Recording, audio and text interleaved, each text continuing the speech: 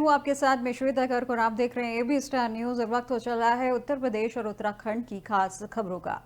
उत्तर प्रदेश की योगी सरकार वित्तीय वर्ष 2024-25 का आज दूसरा अनुपूरक बजट को विधानसभा में पेश करेगी और इसके माध्यम से प्रयागराज महाकुंभ के लिए अतिरिक्त धनराशि मिलने की उम्मीद है। वहीं परिवहन, उद्योग, सिंचाई विभाग की योजनाओं के लिए भी बजट मिल सकता है। जब मंगलवार को कैबिनेट की बैठक में अनुपूरक बजट के प्रस्ताव को मंजूरी दी जाएगी। बाद में इसे विधानसभा में पेश किया जाएगा, जिसे लेकर अनुमान लगाया जा रहा है कि इस अनुपूरक बजट का आकार 10 से 15,000 करोड़ रुपए के बीच हो सकता है।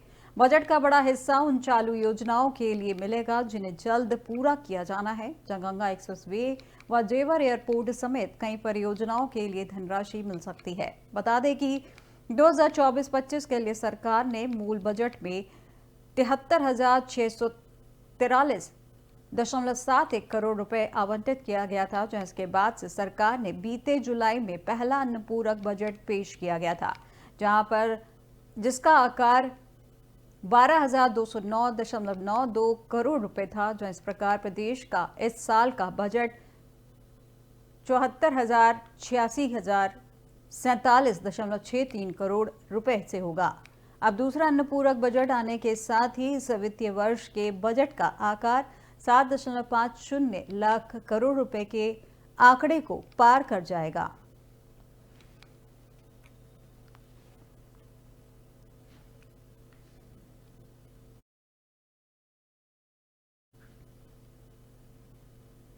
उत्तर प्रदेश की योगी सरकार 10वीं और 12वीं की बोर्ड परीक्षा नकल विहीन कराने को लेकर लगातार सख्त नियम कायदे लागू कर रही है, जिनके लिए नियम कायदों को फतेहपुर में अधिकारी ताक पर रखने पर आमादा है।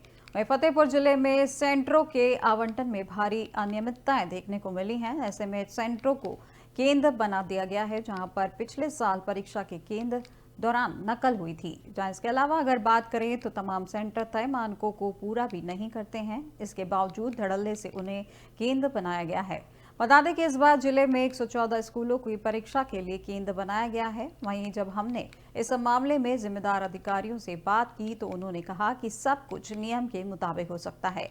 बता दें कि फतेहपुर के रघुवंशपुरम इलाके में सरस्वती बाल मंदिर स्कूल में पिछले साल जिस सब्जेक्ट की परीक्षा हो रही थी, उसी सब्जेक्ट के टीचर की ड्यूटी लगाई गई थी। जांच के दौरान स्टैटिक मजिस्ट्रेट ने पूरा मामला पकड़ लिया, जिसके बाद केंद्र के शिक्षकों के खिलाफ एफआईआर दर्ज हुई थी। ऐसे सेंटर को फिर से दोबारा केंद्र बना दिया गया है, जबकि नियमानुसार उस सेंटर नहीं बनना चाहिए।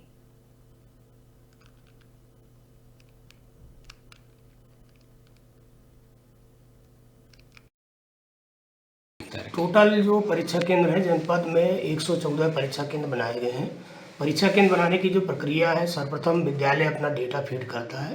तदुपरांत उनके डेटा को तहसील स्तरीय समिति, जो एसडीएम की अध्यक्षता में समिति है, वो वेरीफाई करती है और जो एसडीएम तहसील स्तरीय समिति की रिपोर्ट है वो हम ऑनलाइन फीड करते हैं। तदनुरूप बोर्ड एक अनंतिम सूची जारी करता है। तो 114 सेंटर के अनंतिम सूची केंद्र की जारी हुई थी। उसके बाद विद्यालयों से आपत्ति प्राप्त की गई थी। कुल 114 के सापेक्ष जो आपत्तियां आई थी, उन आपत्तियों के क्रम में निस्तारण के बाद जो आपत्तियां थी वो तहसील स्तरीय समिति को भेजी गई और तहसील स्तरीय समिति की जो रिपोर्ट आई तो उसी के अनुसार जो है उन आपत्तियों का निस्तारण करके फाइनली फिर से प्रस्ताव को प्रस्तावित किया गया।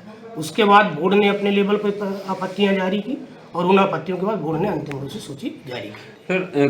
टोटल जो परीक्षा केंद्र है जनपद में 114 परीक्षा केंद्र बनाए गए हैं। परीक्षा केंद्र बनाने की जो प्रक्रिया है, सर्वप्रथम विद्यालय अपना डेटा फीड करता है। तदुपरांत उनके डेटा को तहसील स्तरीय समिति, जो एसडीएम की अध्यक्षता में समिति है, वो वेरीफाई करती है और जो एसडीएम तहसील स्तरीय समिति।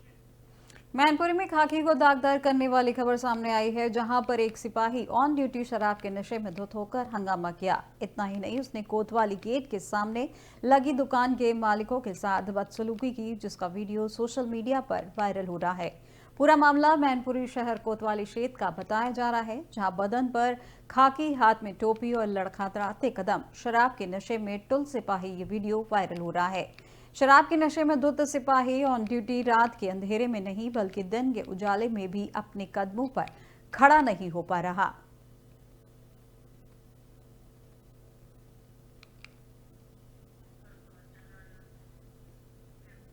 अगली खबर फर्रुखाबाद से है, जहां जिले के लगभग 18,000 में से 3,000 शस्त्र लाइसेंस धारकों ने अपनी लाइसेंस का नवीनीकरण नहीं कराया है। वहीं नगर मजिस्ट्रेट ने इन लाइसेंस धारकों को नोटिस जारी करके निर्देश दिए हैं, जब नोटिस का जवाब न देने या नियमानुसार नवीनीकरण न कराने पर लाइसेंस धारक के खिलाफ कार्रवाई की जाएगी। वहीं शस्त्र लाइसेंस का नवीनीकरण 5 वर्ष के लिए किया जाता है। बता दें कि हथियार लाइसेंस में पारदर्शिता और एकरूपता लाने के लिए केंद्रीय गृह मंत्रालय ने वर्ष 2012 में national database of arms portal शुरू किया था। इस पहल का उद्देश्य हथियार लाइसेंस प्रक्रिया को अधिक पारदर्शी और सुरक्षित बनाना था, जहां इसी के साथ एक व्यक्ति के नाम पर 2 से अधिक लाइसेंस को यूआईएन देने पर रोक थी, जिसके चलते काफी लोगों ने अपने शस्त्र लाइसेंस सरेंडर भी किए थे। जहां इस पोर्टल पर शस्त्र लाइसेंस धारकों की जानकारी अपलोड करनी थी, जिससे फर्जी हथियार लाइसेंस पर रोक लगाई जा सके।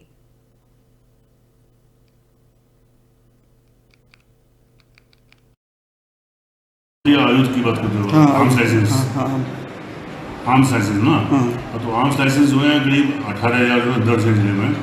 इनमें जब जांच की गई तो पाया गया कि 3,000 लाइसेंस ऐसे हैं जो या तो नवीनीकृत नहीं किए हुए हैं या उनका नवीनीकरण का जो विवरण है वो रजिस्टर में अंकित नहीं है। तो रजिस्टरों को अद्यतन करने के लिए और लाइसेंसों को अद्यतन करने के लिए ऐसे सभी लाइसेंस धारक को नोटिस निर्गत किए जा रहे हैं और उससे उत्तर में वो लोग जिनका नहीं है नवीनीकरण वो नवीनीकरण के लिए उपस्थित हो रहे हैं। जिनका नवीनीकरण है लेकिन हमारे यहाँ अंकन नहीं है तो वो उसका पूरा प्रमाण लेकर आ रहे हैं, उनसे हम रजिस्टरों को अद्यतन कर रहे हैं। ये आयुध की बात। अगली खबर फर्रुखाबाद से है, जहां जिले के कायमगंज कोतवाली क्षेत्र के जोरा गांव में एक दर्दनाक हादसा सामने आया है, जहां घर के बाहर एक बच्चे को ट्रैक्टर चालक ने रौंद दिया, जिससे बच्चा गंभीर रूप से घायल हो गया है। परिजन आनंद फानंद में सीएचसी लेके गए, जहां डॉक्टरों ने गंभीर हालत को देखते हुए जिला अस्पताल के लिए रेफर कर दिया है।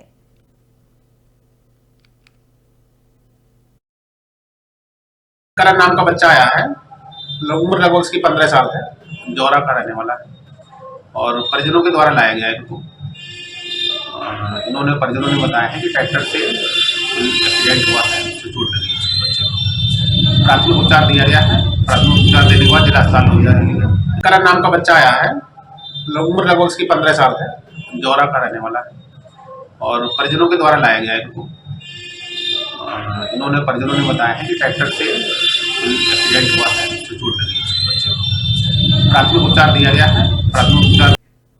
और अब बरेली से इस वक्त की बड़ी खबर सामने आ रही है, जहां यूपीपीएससी परीक्षा के दिन निरस्त रहेंगी 14 ट्रेनें। जब 22 दिसंबर को होने वाली परीक्षा के लिए प्रशासन अलर्ट में है, जहां परीक्षा में 15,684 परीक्षार्थी होंगे शामिल, जहां परीक्षार्थियों के अतिरिक्त बसों की व्यवस्था की जाएगी। इस वक्त की बड़ी खबर आपको बरेली से बताई जा रही है, जहां यूपीपीएससी परीक्षा को लेकर 14 ट्रेनें रद्द करने की बात कही गई है। जब 22 दिसंबर को होने वाली परीक्षा के लिए प्रशासन अलर्ट मोड पर बना हुआ है। वहीं परीक्षा में 15,684 परीक्षार्थी शामिल होंगे, जहां परीक्षार्थियों के लिए अतिरिक्त बसों की व्यवस्था की जाएगी।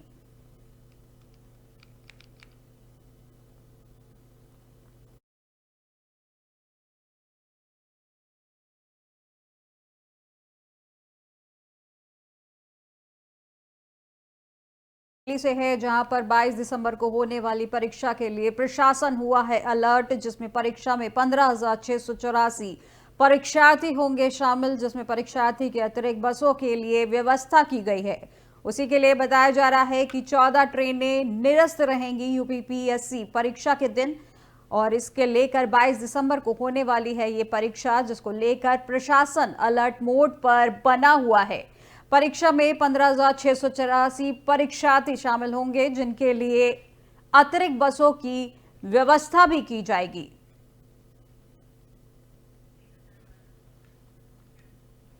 उत्तराखंड में निकाय चुनाव का आगाज हो गया है, जहां ओबीसी आरक्षण लागू होने के बाद भाजपा और कांग्रेस के नेता लगातार दावेदारी करने पार्टी दफ्तर पहुंच रहे हैं, जहां नगर निगम पालिका और नगर पंचायतों में संगठन की ओर से वरिष्ठ नेताओं को पर्यवेक्षकों की जिम्मेदारी तय कर दी गई है।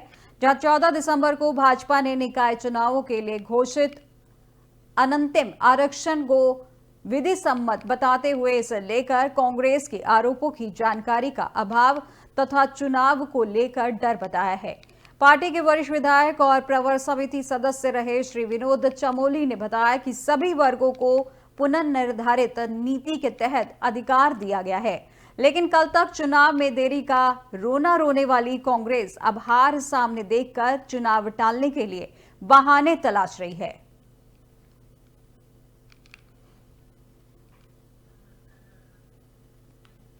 उत्तर प्रदेश के संभल में करीब 46 साल बाद एक शिव मंदिर के प्रशासन ने शनिवार को फिर से खुलवाया, जहां मुस्लिम इलाके में स्थित इस मंदिर के फिर से खुलने के बाद सोमवार को लोगों ने यहां ढोल और डमरू बजाकर महाकाल की आरती की। बाबा महाकाल का श्रृंगार किया गया।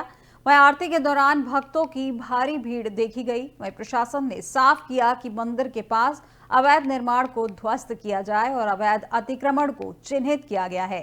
हालांकि प्रशासन के इस कदम के वहां रहने वाले लोगों ने स्वागत किया है। बता दें कि संभल के खग्गूसराय इलाके में सपा सांसद जियाउर रहमान बर्ग के घर से करीब 200 मीटर दूर मुस्लिम की घनी आबादी के बीच स्थित प्राचीन शिव मंदिर का ताला खोले जाने के बाद लोगों का मंदिर पर पहुंचना शुरू हो गया है।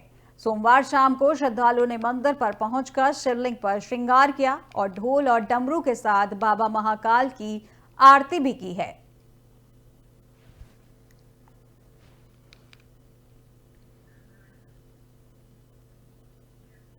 अब अगली खबर नैनीताल से है, जहां जिले के रामनगर में बांग्लादेश में हिंदुओं पर हो रहे अत्याचारों के खिलाफ हिंदू समाज की कई संगठनों ने आक्रोश रैली निकाली है, जो रामनगर के लखनपुर प्राइमरी स्कूल से होते हुए मुख्य मार्गों में कई मुख्य मार्गों से होकर निकली।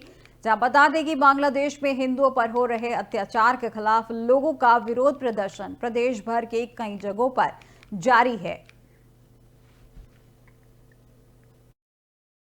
पूरे सनातन धर्म ने रैली निकाली, इसके हम एक छोटा सा भाग थे। और ये रैली बांग्लादेश में जो हिंदुओं के ऊपर अत्याचार हो रहे हैं, वहाँ हमारी माताओं बहनों परिवारों के साथ खिलवाड़ किया जा रहा है, उसके खिलाफ यह रैली थी।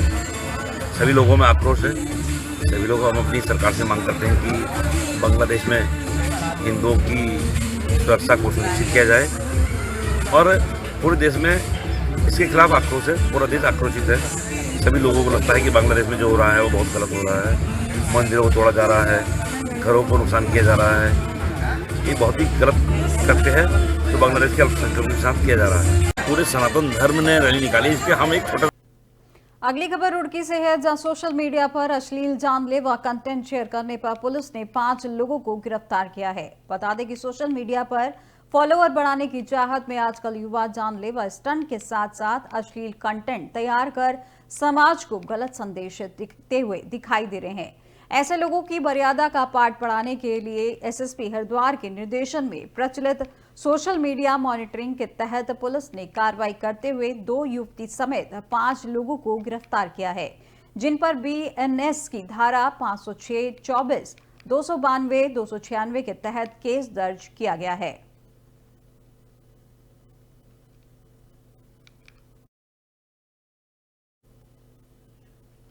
उत्तराखंड में वनाग्नि के होने वाले नुकसान को रोकने के लिए राज्य सरकार ने अल्मोड़ा के प्रसिद्ध शीतला खेत मॉडल को पूरे प्रदेश में लागू करने का निर्णय लिया है। इसे समझाने के लिए वन विभाग की टीमें शीतला खेत का दौरा कर रही हैं, जहां सिविल स्वयं वन प्रभाग पौड़ी की 50 सदस्यीय टीम ने 3 दिवसीय दौरे में जंगलों का निरीक्षण किया। इस दौरान उत्तराखंड के प्रमुख वन संरक्षक धनंजय मोहन ने मॉडल का निरीक्षण कर निर्देश दिया कि प्रदेश के सभी वन प्रभाग इसे अपनाएं और प्रभावी रूप से लागू करें।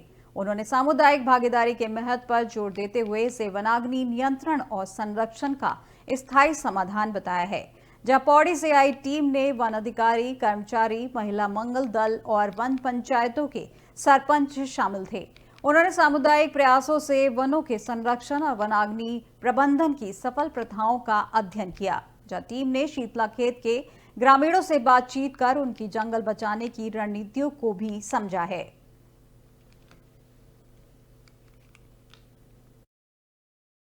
सब कुछ किया जा रहा है, लेकिन उसका एक बहुत महत्वपूर्ण जो अंग है वो है कि यदि स्थानीय स्तर पे लोग जुट जाएं, आग को न लगने दें, लग जाए तो तुरंत बुझाएं और ऐसी परिस्थिति पैदा करें कि आग लगे ही ना, जो कि यहाँ पे हम देख सकते हैं।